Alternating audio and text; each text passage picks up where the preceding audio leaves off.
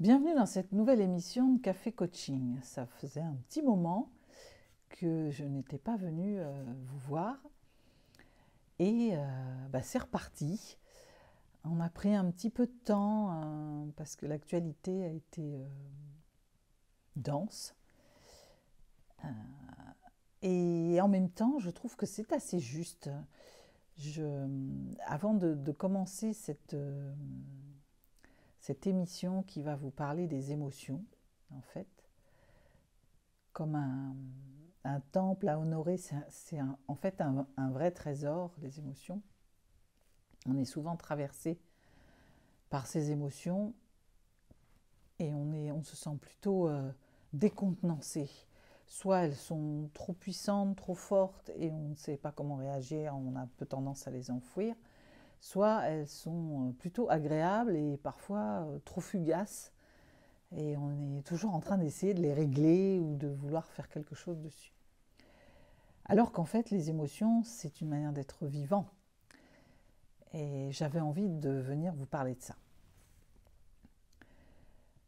Donc avant de lancer cette émission qui a été enregistrée il y a quelques jours, en fait, une dizaine de jours, et ça correspond à peu près au moment où j'ai commencé à vous sortir les podcasts sur les émotions, sur la colère notamment. Et je suis très contente que ça tombe maintenant parce que c'est comme vous amener un peu plus d'éléments d'une autre façon, d'éclairage. En plus, vous allez me voir du coup. Et c'est comme pour vous remercier, j'ai été extrêmement touchée de cet engouement et de cet élan qu'il y a eu de votre part avec des abonnés qui sont arrivés en masse, des commentaires sur lesquels j'ai pris le temps de prendre du recul, de regarder ce que j'allais pouvoir vous répondre et que j'en profite pour vous dire que le live qui est prévu va arriver incessamment sous peu. Je vais communiquer là-dessus pour pouvoir, pour le coup, aller encore plus loin et interagir avec vous. Voilà, mais je voulais d'ores et déjà, encore une fois, vous remercier de cet élan qui me permet, déjà, je me dis, quelque part, je vous apporte quelque chose et j'en suis ravie. Si ça peut aider quelques-uns d'entre vous, c'est génial. Et puis de me sentir soutenue et de continuer à faire tout ce que je peux pour vous livrer des contenus aidants et de qualité, voilà, sur lequel j'investis du temps, des recherches, voilà, donc encore une fois, merci. Donc vous allez voir, c'est une émission, c'est moi qui suis la propre invitée ce coup-là. Amélie, je me suis prêtée aux questions d'Amélie, donc vous allez voir ça, j'espère que ça va vous inspirer. Et en petite intro, avant que ça démarre, parce que je vais lui laisser toute la place, j'avais envie de vous lire un extrait, l'intro en fait de Lucille Quillet dans Je développe mon intelligence émotionnelle, pour recadrer un petit peu sur l'intérêt des émotions. Donc elle explique ceci, que les émotions sont des réactions psychiques à certaines sensations physiques ou à des faits extérieurs. Donc là, on est dans j'éprouve une sensation ou tout d'un coup, il y a un fait qui va venir me faire réagir. Mais les émotions naissent dans notre cerveau et se traduisent dans notre corps et nous mettent dans tous nos états. Inquiets, énervés, heureux, apaisés, etc., etc. Leur but ? Nous pousser à l'action pour répondre à deux instincts primaires, survivre et transmettre la vie. Les émotions sont là pour que nous puissions faire face aux situations et aux tâches que seul notre intellect ne saurait affronter. Donc quelque part c'est rassurant, ça vient dire que l'émotion est essentielle. Sans émotion, nous ne serions pas vivants. À tout de suite.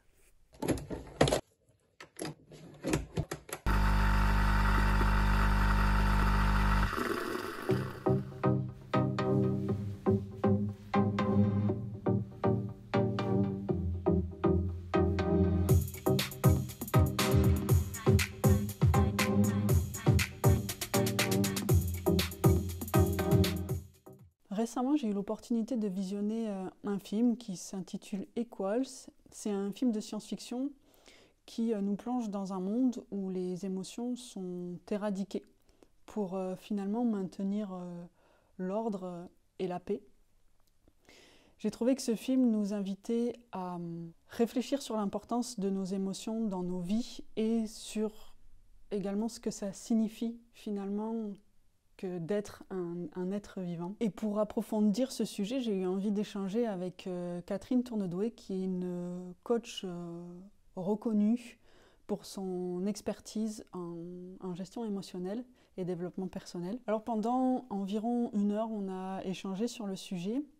On a essayé de comprendre l'impact des émotions sur notre quotidien, essayer d'apprendre aussi à comment mieux les comprendre, mieux les gérer. Et on a fait également des parallèles avec le film pour nous aider à une meilleure compréhension de nous-mêmes. Catherine vous partage donc ses réflexions précieuses et des conseils pratiques pour naviguer dans le monde complexe des émotions.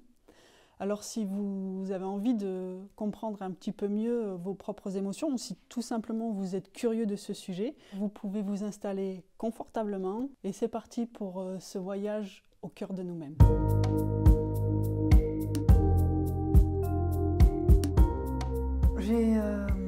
J'ai récemment regardé un film, Catherine, qui s'appelle Equals. C'est un film qui parle justement des émotions et qui met en scène 2 personnages, donc un homme qui s'appelle Silas, une femme, Nia. Et la particularité du film, c'est que l'histoire se déroule dans un monde où les émotions sont inhibées. C'est-à-dire que ces personnages ne ressentent rien. Ils sont dans ce qu'on appelle le collectif, en opposition aux primitifs. Alors dans le film, les primitifs, ce sont des êtres humains qui vivent à l'écart et qui, eux, par contre, sont remplis d'émotions, de pulsions, qui vivent avec ça. Pas très élaboré, effectivement. Et justement, déjà, rien qu'avec le synopsis, je me suis demandé, quel est le monde aujourd'hui, le monde dans lequel on vit, et quel est notre rapport aux émotions aujourd'hui? On en est où, finalement? Quels que soient les chiffres, on est quand même dans un monde aujourd'hui où on en parle plus des émotions, où il y a tout un tas de mouvements qui prônent, justement, on a compris que c'était important de les laisser vivre et qu'elles avaient un rôle prépondérant. Donc, il y a de plus en plus d'accompagnement là-dessus, de prise en compte, voilà. Jusque dans l'intelligence artificielle, je pense qu'on reviendra dessus, mais où on se rend compte que c'est quand même un peu notre supériorité par rapport à la machine. Donc, il y a une prise de conscience. Et en même temps, culturellement, on est encore un peu trop, à mon goût, en train de se contenir. On n'est pas encore, à mon sens, complètement libre avec ses émotions, au point d'être débridé presque, tu vois, et de se dire... Voilà, on est encore un peu primitif, si je reprends l'expression du film, parce que, au sens où l'émotion est encore perçue comme quelque chose de négatif, ça c'est le pire, mais en tout cas d'entravant, de gênant. Donc ça va de... je ne vais pas montrer que je suis triste, par exemple. La tristesse est encore un peu tabou, à mon sens. Alors, tabou, c'est un peu fort, mais en tout cas, si on pouvait aller vivre sa tristesse dans son coin, elle est dérangeante, voilà, parce qu'on ne sait pas comment faire avec. La personne qui est en face ne sait pas comment faire avec. Peut-être que aussi moi, dans tout ce qu'on m'a inculqué, dans mon enfance, dans mes modèles, on n'affiche pas ses faiblesses, pour peu que je sois un homme, parce qu'on en est encore un peu là. Hein. Un homme ne pleure pas, même si la sensibilité des hommes commence à être un peu démontrée, on est encore un peu... c'est un début, c'est une amorce. Voilà. Que la colère, doit absolument être refoulée, parce que ça fait complètement désordre de se mettre en colère. Il y a vraiment un truc de pas faire de vagues, c'est ça qui me vient. Et puis après, La joie, c'est pareil. On peut se réjouir, mais fais attention où est-ce que tu te réjouis, parce que si tu es à côté de quelqu'un qui ne se réjouit pas, c'est compliqué. Et puis, ne te réjouis pas n'importe comment non plus. Ne t'esclave pas dans un lieu où c'est le calme. Bon, bref, c'est encore pas. Je pense qu'on n'est pas encore libéré en termes de société. Voilà. C'est comme un peu si les émotions, ça dérange en fait.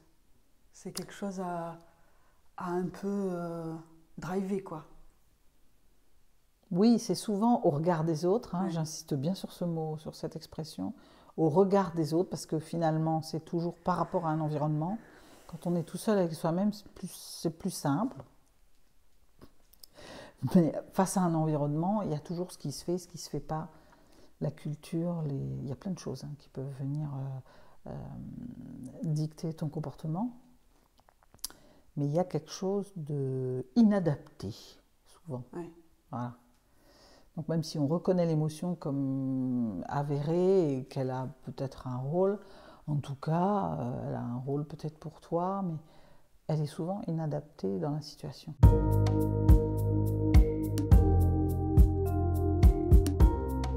Et alors, dans un monde idéal qui on peut dire, accepterait ou vivrait complètement ses émotions, ça donnerait quoi? Ça serait comment en fait? Des êtres libres, bien dans leur peau, assumés. Quand on accueille ces émotions, l'émotion c'est une énergie. Et c'est là pour nous pousser à. C'est un mouvement, l'émotion, c'est quelque chose qui doit... Donc dès que je réfrène un mouvement, forcément je mets quelque part un nœud, si c'est énergétique. Quand je fais un barrage, que je retiens l'eau, l'eau elle reste là. Bon, peut-être ça fait sens dans une écluse, parce qu'on va... Voilà. Mais à un moment donné, de toute façon, il va toujours y avoir un point de passage.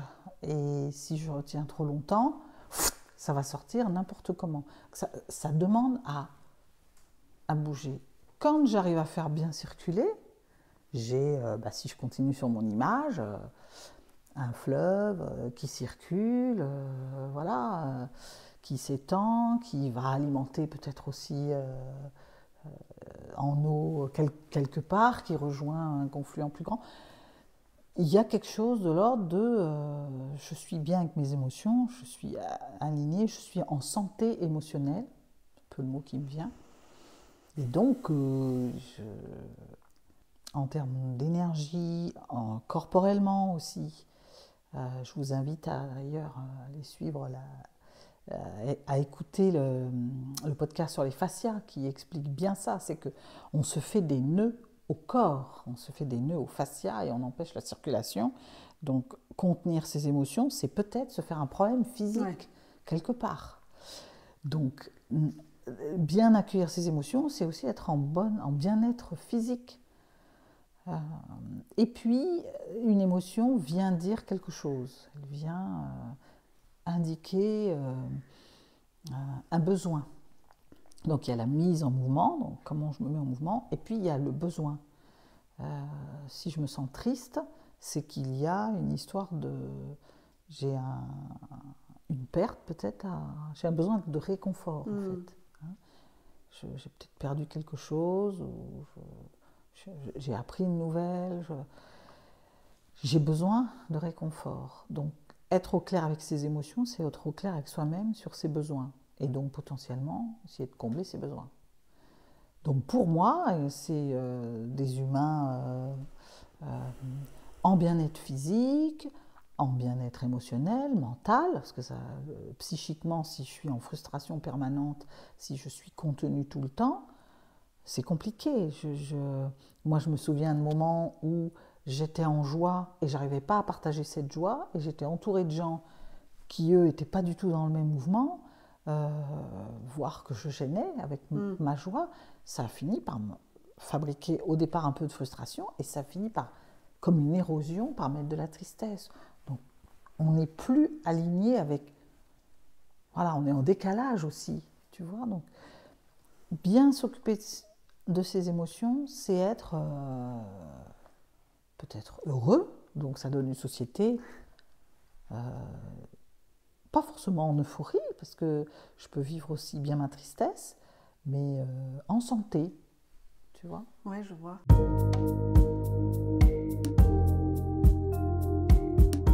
Ça voudrait dire qu'on arrive déjà à repérer les émotions qui nous traversent, parce que des fois, moi je sais que ça m'arrive, j'ai des émotions, mais je ne les comprends pas toutes. Déjà, je ne saurais pas dire laquelle j'ai. Est-ce que je suis triste? Alors des fois je suis énervée, et puis des fois il y a tout qui se mélange. Et donc ça serait déjà arriver à repérer tout ça, à savoir qu'est-ce qui me traverse,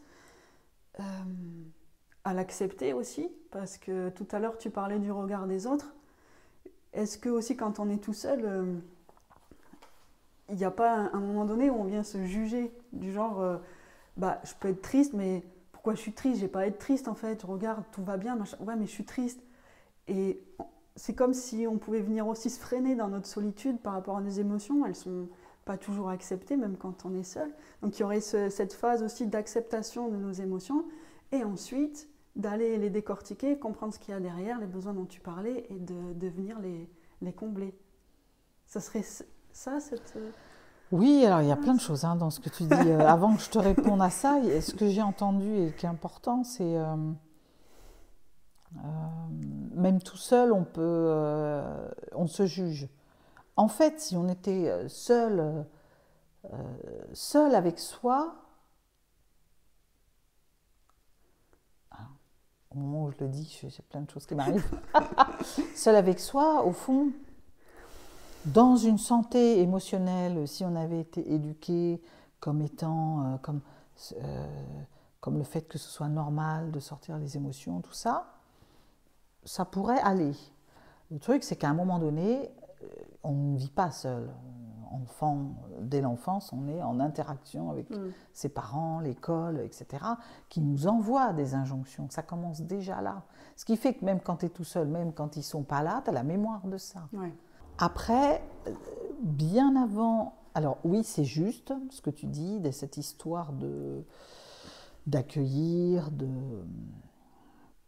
de repérer un peu. Il y a vraiment, j'ai envie de dire, peut-être presque plus fort qu'accueillir, il y a accepter l'émotion vraiment, sans chercher peut-être au début à savoir ce que c'est. Parce qu'au début, on ressent un truc, même si on essaye... on ne sait pas ce que c'est. Et d'ailleurs, c'est le propre de l'émotion que de nous mettre de la confusion mentale et qu'on dit qu'il ne faut jamais prendre de décision sur de l'émotionnel.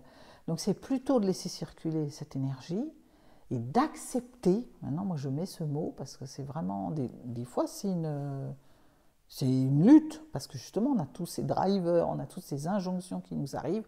Enfin, est-ce bien normal voilà, tu viens de réussir ton contrat, tu es dans un endroit magnifique, tu es vivante, tu t'es réveillée ce matin, qu'est-ce que tu as avec un côté Shifumi, moi j'appelle ça. C'est quand, a priori, d'apparence, il n'y a rien qui devrait venir te perturber, et pour autant, tout d'un coup, tu ne te sens pas bien. Et bien la première chose, c'est d'accepter ça. Parce que tout vient te dire quelque chose, tout a un sens, et on va rejoindre un peu des notions d'amour inconditionnel. Bien être en relation avec l'autre, c'est bien être en relation avec soi. C'est déjà commencer par se dire eh ben je suis Shifumi aujourd'hui. Moi j'étais Shifumi ce matin, juste avant l'interview. J'ai des raisons, mais si on les challenge, parce que c'est un peu aussi une défense, si je les challenge avec tout ce qui va bien, je commence à me juger, me dire non. Pour autant, il y a quelque chose en moi qui dit oui, mais il y a un petit truc qui ne va pas. Et il va être important de le décoder, ce truc-là. Donc ça commence déjà par se dire je suis OK et je ne sais pas trop pourquoi, on verra ça tout à l'heure. On va déjà laisser circuler. Alors après, pour répondre à l'inadapté, des fois, là je suis en interview, si je commence à être Shifumi, vous n'allez pas aimer. Donc je me mets, soit je peux différer, soit je décide que ça va aller aussi, que peut-être même ça va me faire du bien et me remettre, ce qui est un peu le cas d'ailleurs. Tant mieux. Et que je vais pouvoir gérer, mais si je ne peux pas, bon, ben c'est, je diffère ou pas, selon ce que je peux faire, mais des fois ça va être, je m'isole, et puis je vais, voilà, je demande 5 minutes, et puis il y a tout un tas de techniques pour rapidement aussi évacuer quelque chose qui, voilà, et des fois je ne sais pas ce qu'est cette chose, mais je l'ai évacué et j'y reviendrai après.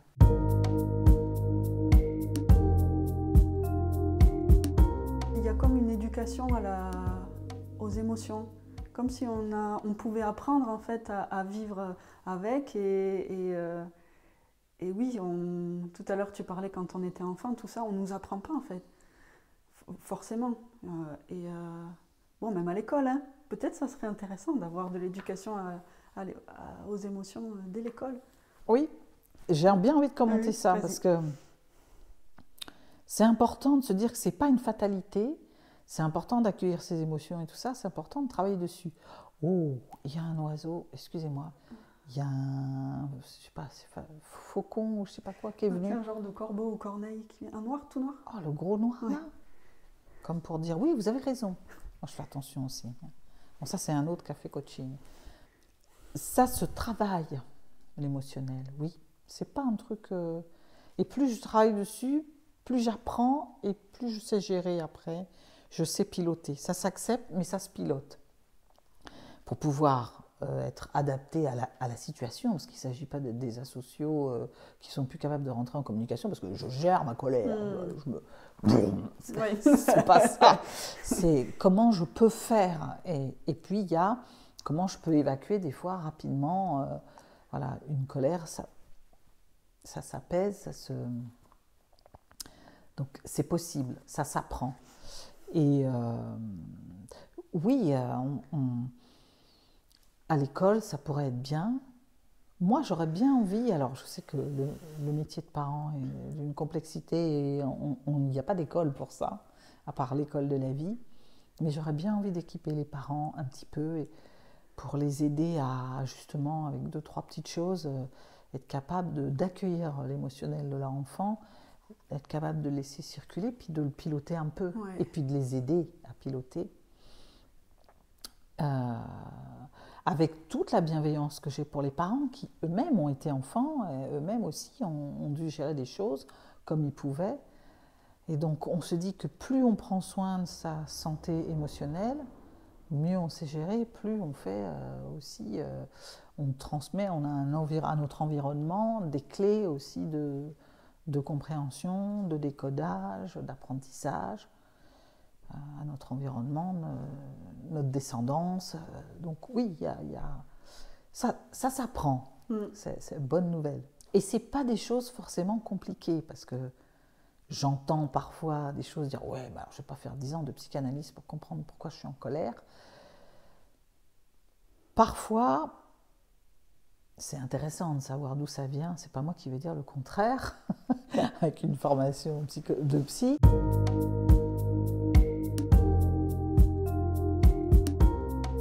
Ce qui est important, c'est de savoir quoi faire de ça et comment libérer ça en fait. Et il y a plein de techniques. Les fascias sont une façon de libérer une mémoire émotionnelle.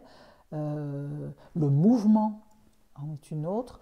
Des petits exercices de libération, c'est bien aussi. Si j'ai une colère, je peux aller taper sur un punching ball, par exemple.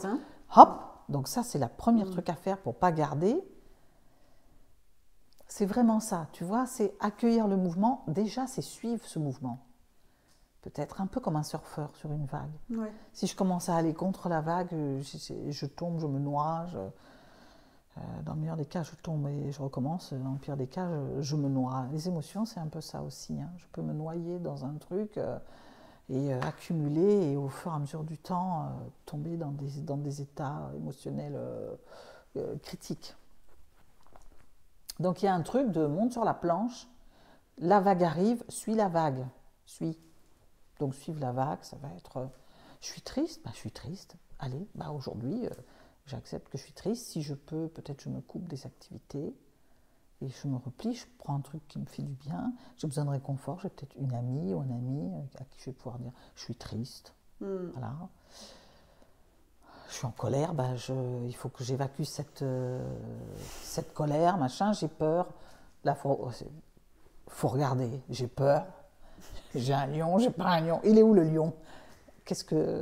Il faut que je me sauve, il faut que je grimpe à l'arbre, ou est-ce que c'est une peur un peu fictive, imaginaire? Ouais. Bon, en tout cas, on suit, et après, on se pose. Ouais. Une fois que on ne peut pas réfléchir émotionnellement, on va manquer de discernement. Donc il y a quelque chose de...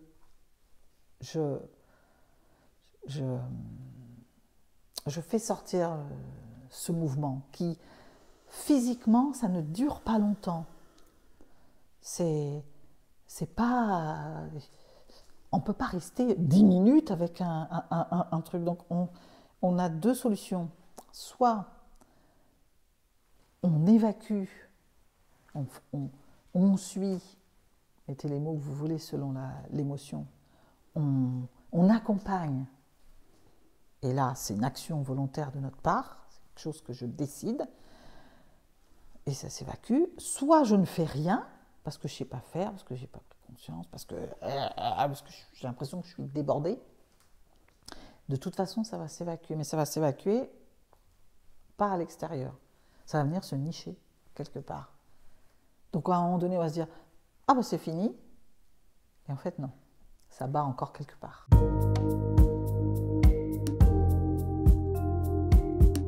C'est comme ça qu'on a mal au dos, qu'on a mal oui. aux genoux, etc. C'est ça. On vient mettre ça quelque part. Moi, je parlais de gangrène à un moment donné. Maintenant, depuis que j'étudie les fascias, tout ça, je me dis, je viens faire un nœud quelque part. Je viens mettre une mémoire que j'inscris quelque part dans ces tissus conjonctifs là, et je fais un nœud qui va.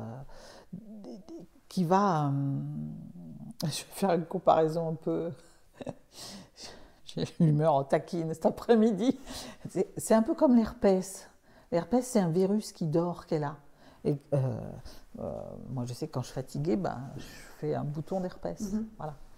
Quand il n'est pas là, on croit que c'est fini. Pendant longtemps, j'ai cru que c'était fini. Je l'ai toujours. Donc, sur une faiblesse, un moment de fatigue, du soleil, je ne sais pas quoi, ça ressort. Là, c'est pareil. Sournoisement. Un moment de faiblesse, un événement plus dur qu'un autre, une contrariété, un moment où vous êtes plus fatigué, pouf, ça ressort. Et ça ressort, alors dans le meilleur des cas, c'est dans le corps, j'ai un ressenti, quelque chose qui vient me dire, dans le pire des cas, ça peut ressortir une blessure, comme ça, à stagner, et tout d'un coup, je suis gênée, je suis blessée, j'ai mal, je peux avoir mal aussi.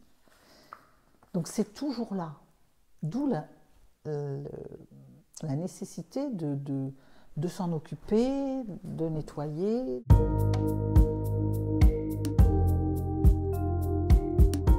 Du coup là, on arrive sur la deuxième phase. Une fois que j'ai laissé circuler tout ça, alors ça peut être tout de suite, ou alors ça peut être en 2-3 temps, hein, à un moment donné, il faut se poser. Elle est venue me dire quoi, cette colère? Quelqu'un a dépassé les limites. C'était trop pour moi, c'est contre mes valeurs. Donc ça me permet de prendre conscience de mes valeurs, de qui je suis. Je me souviens d'un atelier, celui-là il est gravé, je crois que même avec Anaïs Elmer, je crois qu'il va rester. Parce que j'ai été contre mes valeurs, du tout au tout. Il fallait que je fasse un atelier sur l'engagement, et de l'organisation jusqu'à le déploiement et l'animation de cet atelier, j'ai été tout le temps contre mes valeurs. J'ai accepté, je ne vais pas vous raconter là tout ici, mais ce que je sais, c'est que j'ai emmagasiné, il fallait faire, il fallait livrer, c'était dans un groupement d'entrepreneurs, j'étais engagée, donc justement, et il y avait aussi ce driver fort, déjà tu as commencé, tu finis, et puis une valeur forte d'engagement. J'y suis allée, et j'ai un peu nié cette colère. Ce qui fait que j'ai animé, ça s'est bien passé compte tenu de toutes les circonstances. J'étais quand même assez contente de moi d'avoir dépassé ça. Sauf que quelques jours après, j'étais dans une espèce de tristesse, quelque chose de... Ça s'est mué en quelque chose, une colère aussi, de me dire, mais enfin... Et on ne peut pas toujours changer son environnement. Donc j'aurais probablement fait l'atelier. Mais si j'avais tenu compte un peu de toutes les injonctions que j'ai eues, j'aurais peut-être posé mes limites. J'aurais peut-être négocié un peu plus. Ou alors, j'aurais évacué cette colère d'une autre façon en me disant, bon, je choisis de voir le verre à moitié plein, de regarder ce qui va bien, et puis de prendre de la distance avec le reste. J'aurais fait quelque chose, j'aurais piloté. Alors que là, j'ai subi complètement. Donc, c'est venu dormir dans un coin, quelques jours après. C'est venu... alors, si je m'occupe des autres, parce qu'on parle du regard des autres, moi toute seule avec moi-même, ça va très bien, parce que j'ai pris conscience de ce que c'était, de la colère, de ce qui avait été bafoué, ce que c'était venu dire, et j'en ai tiré des enseignements pour les prochaines fois. Nickel. Et puis c'est suffisamment clair, et je suis suffisamment alignée maintenant pour avoir bien bossé dessus, pour être capable de dire à quelqu'un, voilà ce que c'est venu me dire.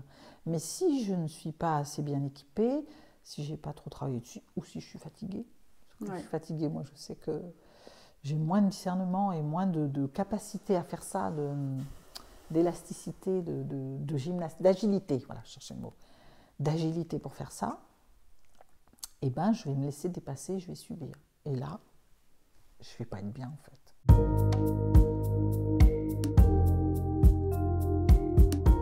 Ça demande vraiment d'être attentif à ça parce que parfois on peut être tellement, quand on a des choses à livrer, là, comme tu disais, dans des choses à faire, dans une course, au délai, etc., qu'on peut avoir tendance à dire ouais, bah allez, ça je mets ça de côté, ah mais ça me plaît pas, bon, on verra plus tard, et on avance parce on s'est donné cet objectif-là et qu'on veut aller au bout. C'est peut-être intéressant justement dans cette course de, à un moment donné, s'arrêter un petit peu, regarder ce qui se joue pour pouvoir, comme tu disais, peut-être réajuster des choses, se positionner différemment, etc. pour éviter d'arriver à cette saturation dont tu parles et après des maux physiques quoi, qui en découlent. C'est un peu comme... c'est bientôt les 24 heures du Mans. C'est un peu comme un pilote de Formule 1, hein, un peu, fait penser à ça. Il y a un côté piloté, mais c'est du haut niveau en fait. Hein. Et donc ça nécessite de s'être entraîné hors l'événement. Ouais. Parce que plus je m'entraîne, plus j'ai l'agilité au moment où, parce que quand la situation arrive, faut pas rêver. On va pas toujours, je fais ci, je fais ça. Ça je ne voudrais donner de leçons à personne. C'est pas comme ça que ça marche. Mais à force de s'entraîner, un peu comme dans un simulateur de vie, le jour où, eh bien, il y a des réflexes qui s'installent et il y a des choses. Alors peut-être que sur le moment, je peux être un petit peu dépassée, mais après, il y a toujours un moment où ça va se remettre, quoi.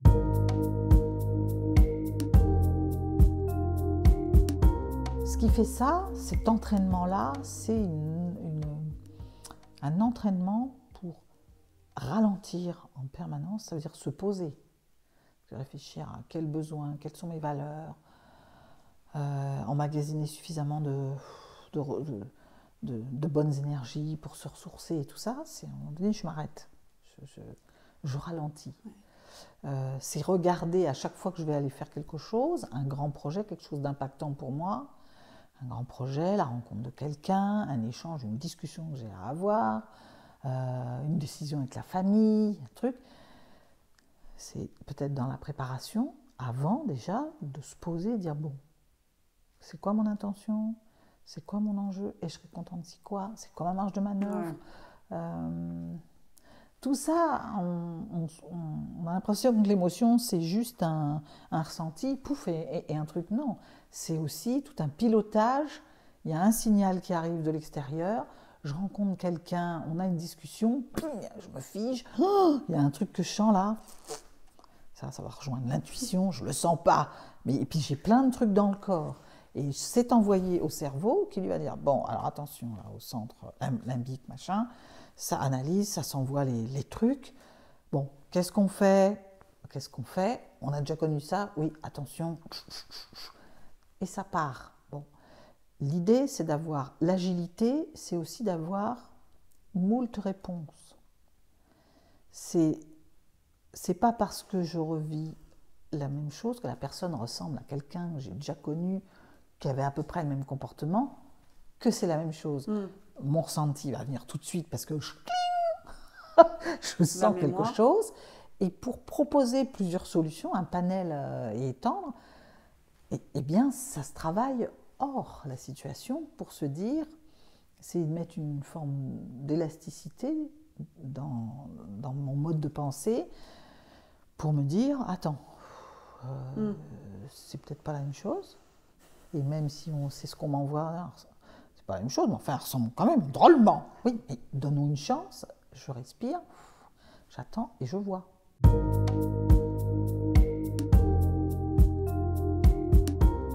Pour avoir cette agilité-là, j'ai l'impression, tu le disais un peu déjà, on peut préparer un peu le terrain en se mettant bien, c'est-à-dire en dormant suffisamment. Peut-être aussi, il doit y avoir quelque chose auprès de l'alimentation. Tout à l'heure, tu parlais aussi du mouvement, donc peut-être le sport, tout ça.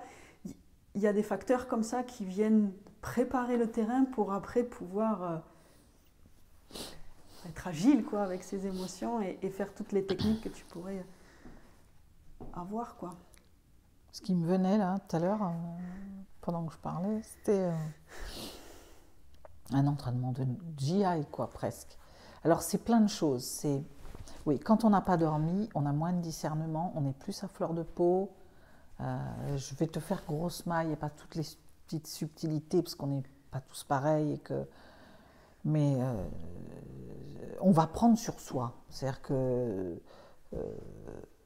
ça va du moins sensible, du bon, j'ai pas dormi, mais je vais mettre ça de côté, en fait, je vais refouler. Et puis, pour les plus sensibles, voire les hypersensibles, parce que ça aussi, c'est aussi une catégorie de personnes ultra sensibles aux facteurs externes et internes, au moindre petit signal, ça va prendre des proportions. Et si j'ai pas dormi, je suis encore plus sujette à ça, parce que tout est plus lent, tout est plus compliqué. Voilà. Et puis, si j'ai pas dormi, il y a aussi, pendant la nuit aussi, je fais des resets. C'est-à-dire que j'ai eu une journée difficile, plein d'émotions, hein, la nuit, reset. Je nettoie. Pas vous faire un truc sur le sommeil, non, mais ça viendra, mais il y a aussi cette fonction-là c'est comme de faire, c'est toi qui me dis toujours ça, éteins ton ordinateur. On fait les mises à jour, on fait tout ce qui est bien pour notamment se protéger des piratages et des agressions extérieures. Les émotions, c'est pareil. Dormir, c'est faire un reset. Et donc, pouvoir repartir un peu blindé. L'alimentation, on fait maintenant des parallèles entre alimentation, émotion, oui, parce qu'une alimentation, c'est aussi une énergie que je mets dans le corps. Donc ça vient chercher des énergies ensemble. C'est moins ma partie, donc je te dis juste à peu près ce que je sais du sujet. Et après, en fait, il y a un grand parallèle entre, et on voit ça dans les fascias beaucoup, entre l'agilité que je peux avoir dans le corps et l'agilité émotionnelle et mentale aussi. C'est-à-dire que il faut se dire quand même que bon, les pensées, les mots ont une énergie, les émotions sont des énergies. Plus je vais m'entraîner à bouger, plus je vais avoir une agilité et plus énergétiquement ça va circuler. Ça veut dire que j'ai une émotion, elle peut s'évacuer aussi bien, tu vois, facilement. Si je suis quelqu'un de sédentarisé, il y a comme une raideur, on dit des fois des gens, oh elle est raide. Oui. Elle est raide, il y a un manque sérieux d'agilité, de pensée émotionnelle, de jugement, et on peut regarder, curieusement, il y a comme une forme de mimétisme, comme les maîtres avec leurs chiens. Ce sont des gens raide dans le Ouais, corps, ouais, tu vois. ouais. Donc il y a comme une liaison de ça. Et puis je reviens toujours à la même chose, oui, l'émotion, c'est fait pour nous mettre en mouvement par rapport à quelque chose. Il y a un signal, c'est là pour nous dire, bon, je reste, je fuis, j'analyse, qu'est-ce que je fais? Mais c'est pour nous mettre en action. C'est pour... l'émotion, ça vient... c'est pour générer de la survie, en fait. Hein. C'est pour qu'on reste en vie, C'est en comme fait. la sève. C'est comme une Hmm. sève. Ouais, Mm. c'est ça.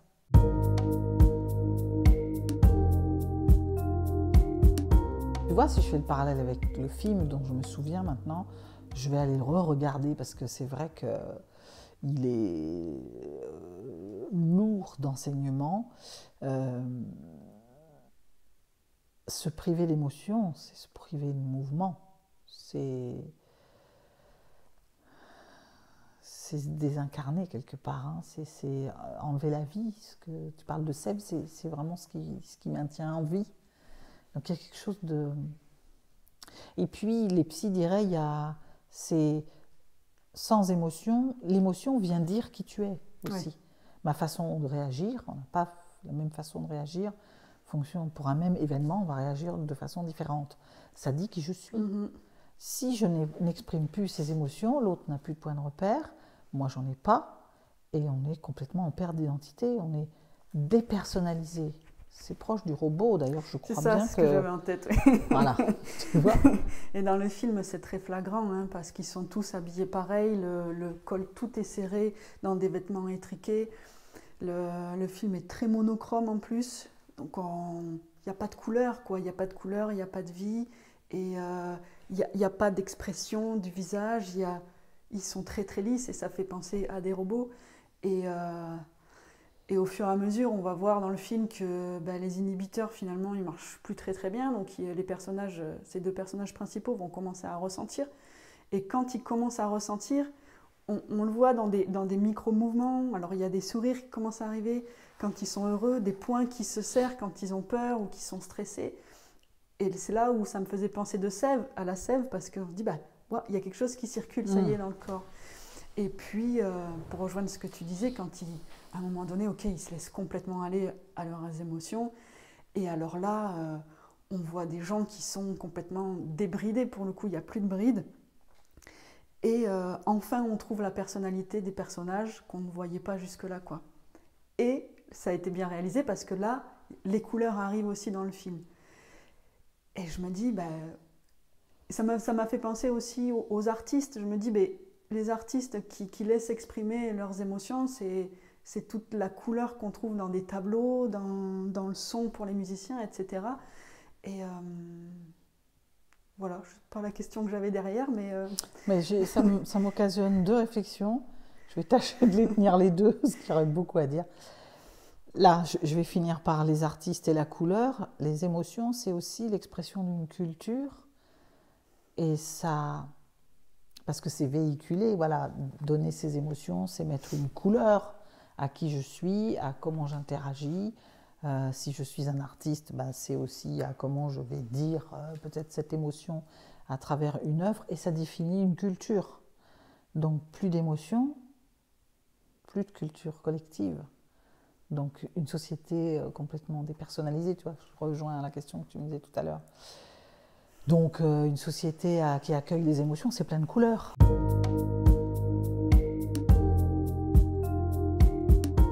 Et puis tu parlais les inhibiteurs ne font plus trop effet. C'est au cœur du sujet on ne peut pas ne pas ressentir. Si tu ne ressens pas, c'est une maladie. Ça veut dire que tu as des gens qui vont te dire « je ressens rien ». Et c'est vrai, consciemment, en conscience comme ça, ils ont bloqué leurs émotions. Mais elles sont quand même là quelque part. On revient à ce qu'on se disait tout à l'heure. Il y a quelque chose qui ne s'exprime pas, mais qui s'exprime en sourdine, tu vois. Donc ça rejoint vraiment l'idée du bien-être et de la santé émotionnelle. C'est d'arriver à remettre de la conscience sur ce que je ressens pour pouvoir vraiment faire circuler, alimenter et être... c'est la sève qui nous anime en fait. Hein. Si on n'a plus d'émotions et on n'a plus d'émotions, on est comme des robots. Finalement, les émotions, c'est ce qui fait notre humanité. C'est ça, c'est exactement ça, oui. C'est le mot que j'aurais mis, ouais. C'est ça, c'est ce qui nous différencie des humanoïdes, là. Ouais. Voilà, il y a ce qu'on n'arrive pas encore à imiter vraiment pour l'instant, même s'il y a un peu des ersatz de ça. Parce que c'est vraiment quelque chose qui est de l'ordre de notre sève, notre couleur, notre identité s'exprime par rapport à notre émotionnel. Donc pour moi, c'est un socle. Bloquer quelqu'un qui me dit ça, moi j'aurais envie de vite l'accompagner, de dire viens me voir pour retrouver de la vie en fait. Il doit y avoir une partie de toi qui est en sourdine. Il y a quelque chose de toi qui ne vit pas, une partie, ça sent le pilotage automatique, tu vois. Et donc c'est un encouragement vraiment à exprimer.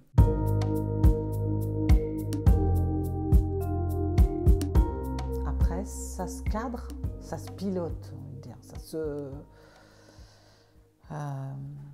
pilote, c'est peut-être encore un peu fort, mais ça s'accompagne, en tout cas. Ça s'accueille au sens accepter, parce que accueillir, c'est faire entrer. C'est faire entrer quelqu'un chez moi, c'est ouvrir l'espace, pour lui dire tu es le bienvenu. Donc là, c'est vraiment tu es la bienvenue, viens, je vais t'écouter. C'est un peu comme accueillir quelqu'un chez soi. Je vais t'écouter, qu'est-ce que tu as à me dire? L'émotion vient dire un truc.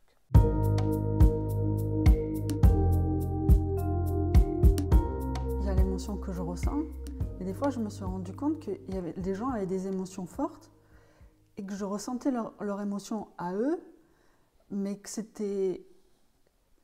je sais pas comment dire, c'était pas la mienne en fait, mais elle devient mienne puisqu'elle est à l'intérieur de moi. Et des fois c'est un petit peu compliqué de pouvoir j'allais dire, se prémunir de ça, parce que ça peut être un peu fort et parfois submergent. Voilà, d'arriver aussi à bien doser, donc il y a son émotion, mais celle des autres aussi qui arrive, et que des fois, avoir cette sensation d'éponge un petit peu de... Oui, il y a un état d'être, parce que on finit tellement par le pratiquer qu'il devient soit l'empathie, qui consiste à ressentir ce que ressent l'autre. En tout cas, alors il y a différents degrés aussi. Des fois, je comprends ce que ressent l'autre, puis après, ça va jusqu'à ressentir. Donc, c'est vraiment une connexion avec l'autre. Quand je suis très réceptif, je peux arriver à ressentir ce que ressent l'autre.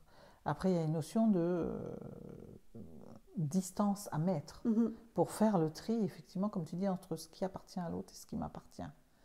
Et ne pas prendre... Je peux la ressentir, mais là aussi, il y a un côté faire circuler, remettre de la distance pour regarder ça, après, avec discernement, pour retrouver hors émotionnel quelque chose qui puisse aider l'autre. C'est ça, oui. C'est la différence entre l'empathie et la sympathie. La sympathie, c'est... une amie vient me voir, elle est en train de divorcer, elle est complètement à la ramasse, et moi, je pleure avec elle, et je suis aussi désarmée qu'elle. Il y a de la compassion, il y a de la compréhension, on peut se sentir compris et tout, mais au bout d'un moment, on ne va pas se sentir aidé. Donc dans la notion d'aide, il y a un moment donné, je prends la distance, et je dis, bon, qu'est-ce qu'on peut faire de ça? Quel prochain pas tu pourrais faire? Comment tu pourrais faire pour que tu puisses accueillir ce divorce? Voilà. C'est quoi ta marge de manœuvre? Voilà. pour aider ce que l'autre ne peut pas faire à ce moment-là, parce Oui. qu'elle est complètement désemparée. Ça, c'est l'empathie. C'est, à un moment donné, je me dissocie et je regarde ça avec discernement.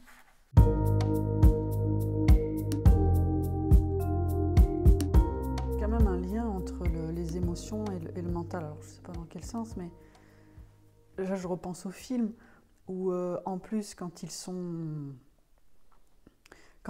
sous l'emprise de ces inhibiteurs, où ils ne ressentent plus d'émotions, on voit que tout le temps, ils travaillent leur cerveau. Ils sont tout le temps en réflexion, machin, voilà. Ça aide, en fait, à ne pas ressentir.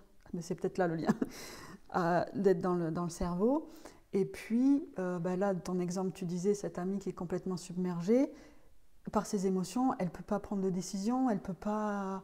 Comme si là, du coup, le mental, le cerveau, il n'avait plus d'action, en fait, sur ses émotions. Et voilà, je me demandais le lien qu'il pouvait y avoir entre cerveau et émotion. Alors, pour faire schématiquement, il y a différentes zones dans le cerveau avec des fonctions. Certaines zones ont plusieurs fonctions, il y a des zones qui se croisent et tout, mais globalement, une émotion, le circuit d'une émotion, il se passe un truc, il y a un élément extérieur ou intérieur, ça peut être une pensée, ou alors donc il y a un truc, je pense à quelque chose. Par exemple, on va faire la démonstration de suite, pense à quelque chose de triste, la dernière situation triste que tu as vécue. Oui, tu y es là, je le vois sur ta tête. Pense à une situation joyeuse, la dernière fois que tu as été bien. Voilà, tout de suite, ça réagit. Donc là, il n'y a pas d'élément extérieur. Il y a une pensée, et tout de suite, ça réagit. Il y a quelque chose qui se passe dans le corps et qui ensuite s'exprime. Donc là, on l'a vu sur ton visage, mais si on fait bien attention, il peut y avoir des postures, etc. Donc ça part d'une pensée, ça exprime un truc, et il y a un ressenti. Donc là, côté limbique, ça y va. Et le cerveau, en fait, ce qu'il fait, c'est qu'il analyse, il fonctionne par mémoire, par mémorisation. L'image mentale, quand est-ce qu'on a déjà eu ça? Alors là, c'est facile, parce qu'on l'emmène directement. Une situation pas chouette, un truc désagréable que j'ai vécu. Toute situation qui va ressembler à ça, en stimuli extérieur, tu sors là, par rapport à ta situation désagréable, tu rencontres une situation similaire, ça va te renvoyer tout de suite, ça va dire oui, j'ai ça en magasin, la dernière fois c'était ça, et il balance les ressentis qui vont bien. Quand c'est agréable, c'est pareil. Donc ça vient alimenter par rapport à quelque chose que j'ai déjà connu. Il y a ça, je parlais tout à l'heure de ce qui va faire que un comportement aussi peut pousser à. Tu vois, moi je me suis obstinée dans cet atelier parce qu'il fallait finir, parce que mon driver, il y a des drivers, les drivers, c'est des choses que j'ai entendues. La plupart du temps c'est enfant, hein, ça prend racine là. Enfant, des injonctions, alors plus ou moins fortes ou subtiles, et qui viennent colorer ce que tu fais. Donc moi j'ai entendu tu ne finis jamais rien. Ça c'était tout le temps, tout le temps, tout le temps. Donc quand je suis sous ce driver-là, la bonne nouvelle c'est que j'ai à cœur de finir un projet que je commence. L'effet de bord, c'est que des fois, je vais vouloir finir malgré tout, malgré des éléments nouveaux, malgré des choses, alors qu'il ne faudrait peut-être pas finir, il faudrait peut-être abandonner. Voilà. Et en fonction, ça va venir mettre une réaction, une émotion, soit de la frustration parce que je n'ai pas pu finir, de la frustration excessive. Voilà, donc ça envoie ce signal-là, et hop, du coup, je ressens dans le corps les signaux qui correspondent à l'émotion. Donc, l'émotion, c'est la différence avec les ressentis. Les ressentis, c'est un truc que je ressens dans le corps par rapport à, par exemple, quand j'ai une intuition, je peux ressentir quelque chose. Tout d'un coup, comme les animaux, quand il y a du danger, ils ressentent quelque chose. Mm. Voilà. Ça part de l'intérieur, de l'extérieur, bon, ça c'est encore un autre sujet, mais j'ai un ressenti. Voilà. Et après, j'envoie au cerveau un truc. Alors que là, ça peut être un événement que le cerveau reçoit, qu'il décode et il balance l'émotion qui va bien. Mm. C'est comme ça que face à une situation où, par exemple, tu fais de la plongée, faut aller en dessous, machin. Toi, tu vas être bien comme un poisson dans l'eau, ça va te générer de la joie avec tout ce qui va bien. Moi, un peu claustro, ça va peut-être me rappeler des souvenirs de fois où quand j'étais sous l'eau, c'était compliqué. Ça va balancer, ça va dire « Ah non, attends, tu te souviens ?» Voilà, pour la même situation, on a deux réactions différentes.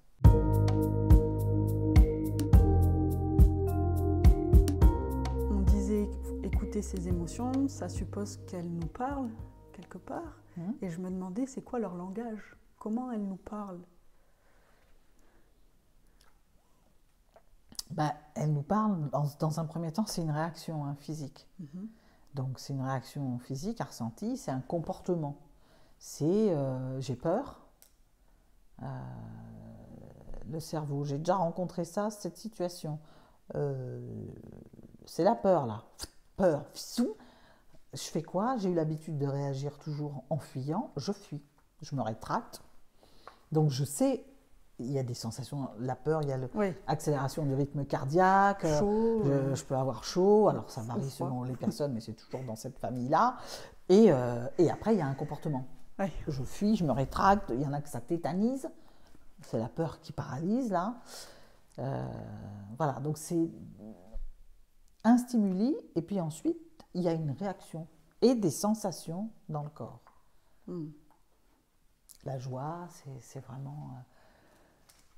voilà, on est en excitation plutôt, tu vois, une sensation de plaisir, de bien-être à l'intérieur, et puis ça va jusqu'à l'expression faciale. On voit tout de suite voilà, les yeux qui pétillent, la tristesse. Bon, il y a un truc d'apathie dans le corps, ça ralentit, ça peut venir serrer le cœur.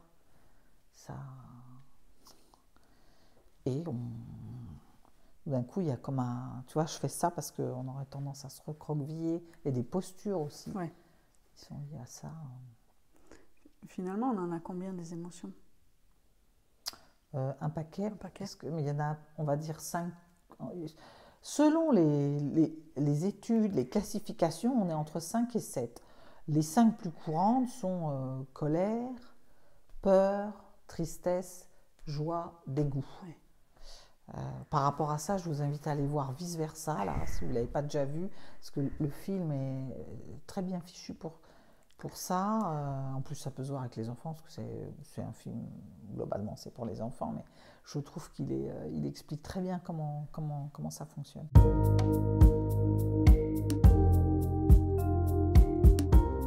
Après, il y a des sous-émotions, il y a des catégories. Peur, donc on parle d'émotions primaires, et puis d'émotions secondaires. C'est ce qu'on voit sur la roue des émotions. C'est ça. Voilà. J'ai utilisé ça à un moment, au tout début, tout à l'heure quand je parlais que j'avais eu du mal au début à discerner mes émotions. Je pensais que j'en avais que 2, que j'avais juste soit triste, soit j'étais en colère, mais que le reste n'existait pas. Et en fait, j'ai utilisé cette roue-là pour pouvoir mettre des mots, parce que je me suis rendu compte que mettre des mots sur ce que je ressentais, eh bien, ça m'aidait à me calmer en fait. Et je ressentais quelque chose, je ne savais pas ce que c'était, je prenais la roue, puis je lisais les mots. Et à un moment donné, en lisant, je sentais dans mon corps que oui, c'était ça en fait. Et après, je pouvais verbaliser ce qui se passait et ce que je ressentais. Et après, tirer de pourquoi, et nanana. Ça, c'est un des points importants, nommer son émotion. Donc, ce que tu as fait, c'est bien quand on ne sait pas au début, parce qu'il y a une palette. Est-ce que j'ai juste une appréhension? Est-ce que j'ai une angoisse? Ou est-ce que je suis vraiment terrorisée? Voilà. Donc, prendre une liste des émotions, c'est bien, comme tu as fait, ça c'est pas mal. Et puis après, ce qui va être important aussi, c'est l'intensité. Bon, je suis angoissée sur une échelle de 0 à 10, enfin de 1 à 10 pour le coup. Je suis à 5 ou je suis à 8? parce qu'on voit à quel point c'est important.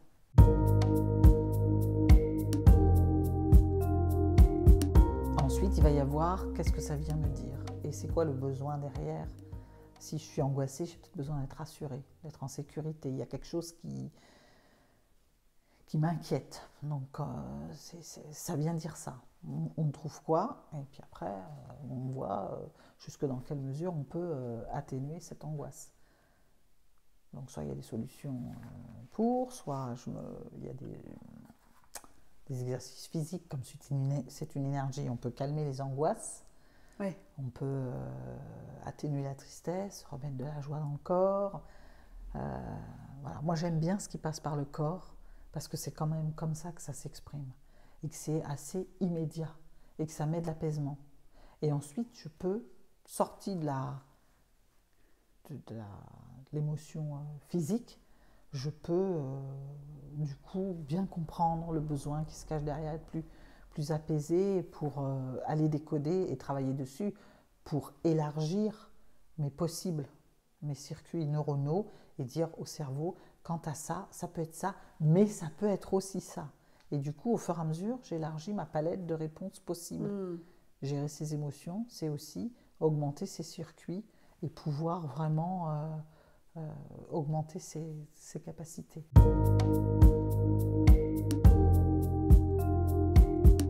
Je voulais savoir si c'était possible de se faire accompagner sur tout ce dont tu as parlé. En résumé, on va dire l'agilité émotionnelle. Moi, j'ai bien aimé ce terme que tu as employé. En tout cas, ça me parle. Parce que tu as évoqué énormément de choses. Et bon, moi, j'ai l'expérience seule aussi de tout ça. Et ce n'est pas forcément évident.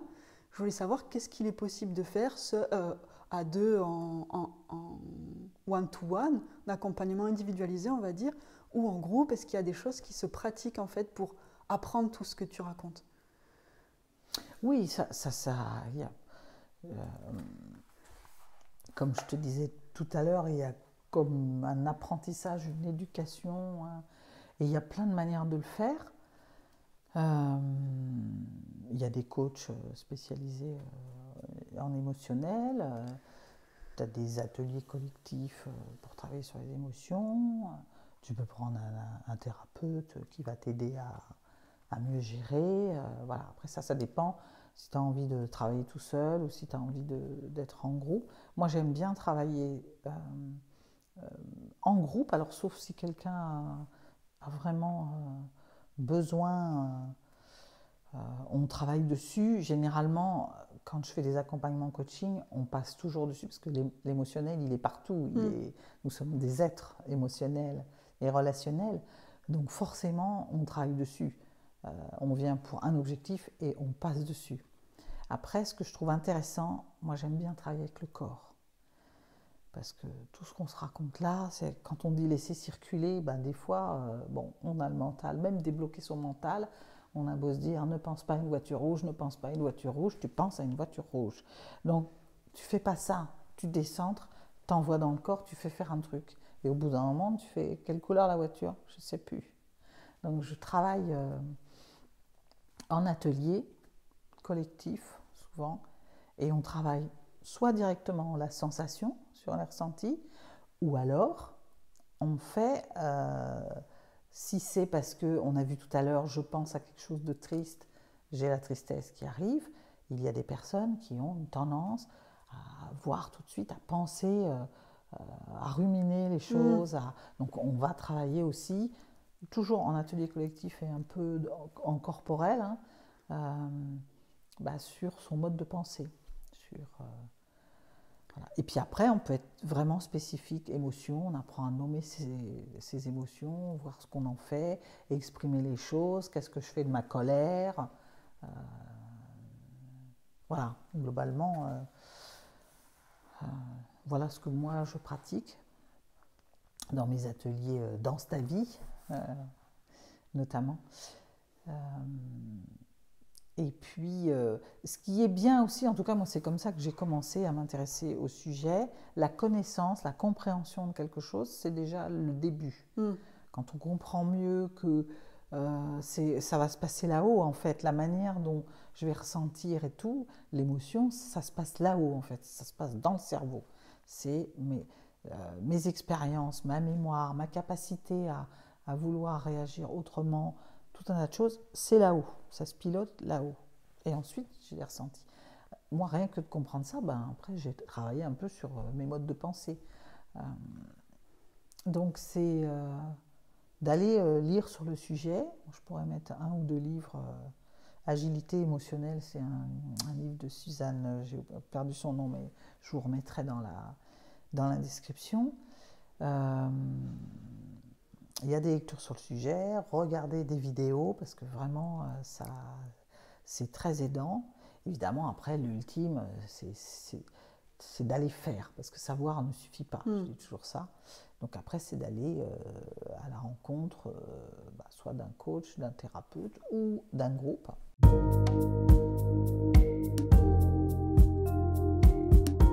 Et j'en profite pour faire une petite avant-première et me dire que je suis en préparation d'un module sur les émotions. Et je vais, les clés qu'on a vues là, je vais les développer, parce que là, on a effleuré le sujet. Ouais. Mais je vais proposer un module qui pourra se faire en ligne, où je vais réexpliquer tout ça et donner des petites astuces, des exercices à faire, voilà. Avec ensuite, pour ceux ou celles qui le souhaitent et qui voudraient aller se confronter et l'incarner en fait dans les cellules, une proposition de le faire en présentiel après, de continuer. C'est une bonne nouvelle. Donc tenez-vous informés, je communiquerai sur le sujet.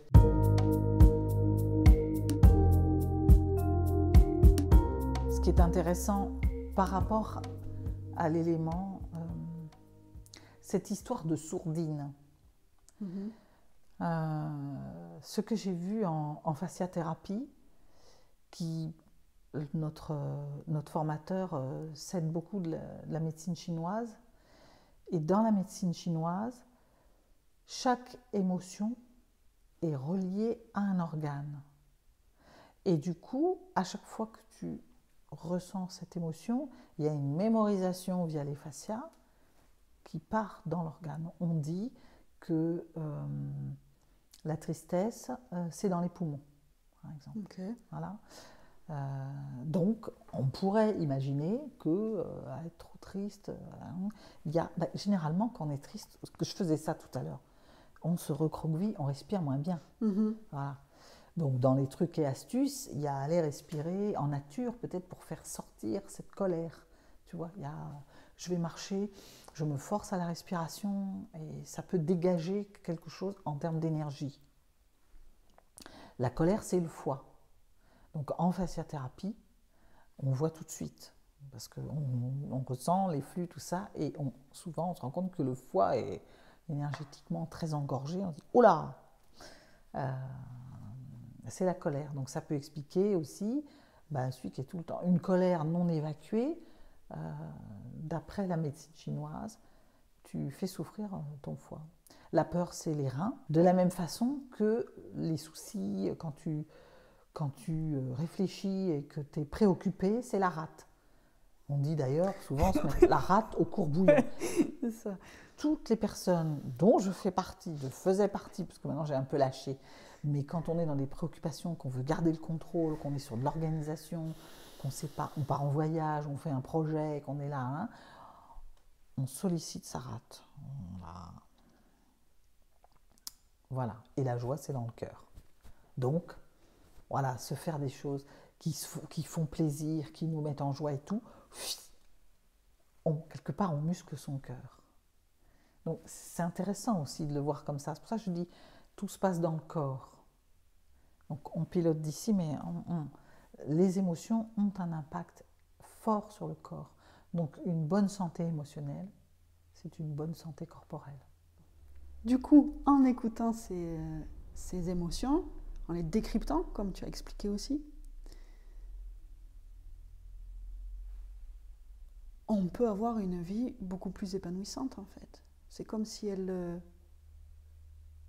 nous donnait la direction de ce qui est bon pour nous et de ce qui va faire qu'on va être heureux. C'est juste? Oui, c'est très juste. C'est une vraie boussole intérieure. Ouais. On se regarde, on sait mieux qui on est, comment est-ce qu'on fonctionne, à quoi est-ce qu'on réagit, qu'est-ce qui est important pour nous. Et du coup, en prenant en compte ça, on vit mieux, oui. Merci d'avoir écouté cet épisode sur les émotions. J'espère que vous avez passé un bon moment et que ça vous a inspiré, que vous avez trouvé là quelques clés. C'est un vaste sujet sur lequel on pourrait parler des heures en fait. Là, l'idée ça a été de faire comme un petit voyage et au travers des questions d'Amélie, j'ai essayé de répondre au mieux pour que vous puissiez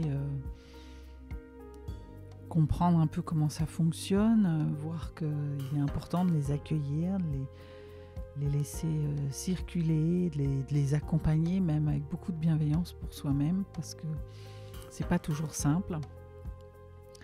Et les clés derrière tout ça, c'est de comprendre les besoins qu'elles expriment en fait. Et c'est une manière ainsi de pouvoir traverser un peu ces défis émotionnels avec plus d'aisance, un peu comme surfer sur la vague émotionnelle et développer une forme d'agilité et de souplesse qui permet un peu comme les surfeurs, de rester sur la vague. Et c'est surtout une manière d'aller à la rencontre de qui nous sommes, au fond, en découvrant nos besoins,